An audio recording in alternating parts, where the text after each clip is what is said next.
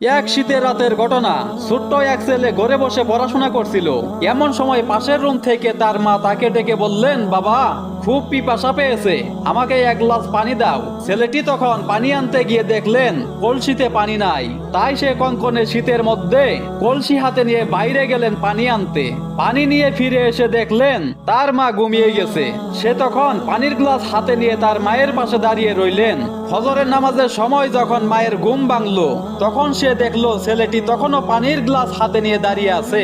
মা বললেন, বাবা, তুমি সারা রাত কেন ঘুমাওনি? ছেলেটি বলল, মা, আমি পানি নিয়ে ফিরে এসে দেখি তুমি ঘুমিয়ে গেছো। তোমার কষ্ট হবে মনে করে আমি আর ডাকি নাই।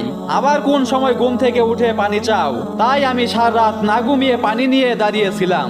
মা তখন দু হাত তুলে আল্লাহর কাছে দোয়া করলেন, হে আল্লাহ, তুমি আমার ছেলেকে তোমার দুস্থদের অন্তর্ভুক্ত করিও। কে এই ছেলেটি জানেন? ইনিই হচ্ছেন বড় পীর